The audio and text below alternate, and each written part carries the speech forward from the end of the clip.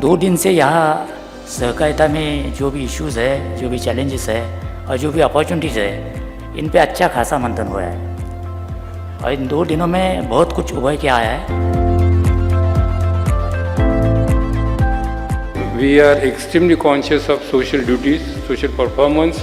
We have about almost 15 million readers all over the world.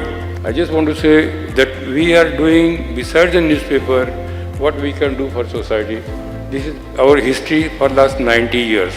सहकाराची जाण असलेले आणि कायद्याची जाण असलेले पहिले सहकार मंत्री आपल्याला लाभल्यामुळे आपल्याला कल्पना आहे की या बजेटमध्ये त्यांनी जवळजवळ 10,000 कोटी रुपयाचा इन्कम टॅक्स हा आपल्याला त्या ठिकाणी आपला वाचवला, केवळ वाचवला नाही तर ज्यांनी इन्कम टॅक्स भरला त्या कारखान्यांना आता रिफंड मिळणार आहे। सहकार चळवळ आणि महाराष्ट्र हे अतिशय जवळचं नातं आहे आणि म्हणून हे नातं विकास घडवणार आहे, राज्याच्या प्रगतीला विकासाच्या मार्गावर नेणार आहे आणि म्हणून महाराष्ट्रात सहकार रुजला, वाढला आणि त्यामुळे महाराष्ट्रही वाढला, त्याची प्रगती झाली।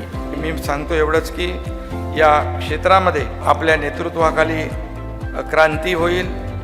19 के बाद नरेंद्र मोदी सरकार ने तय किया, देश के प्रधानमंत्री जी ने निर्णय किया कि नए सहकारिता मंत्रालय की स्थापना की जाए, तभी सहकारिता के सारे प्रश्नों पर फोकस हो पाए।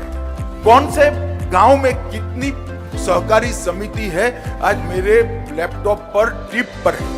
मैं आप सभी को आश्वासन देना चाहता हूं कि जितना कुछ हो पड़ेगा ज्यादा से ज्यादा नरेंद्र मोदी सरकार सहकारिता के प्रश्नों को समाधान के लिए करे।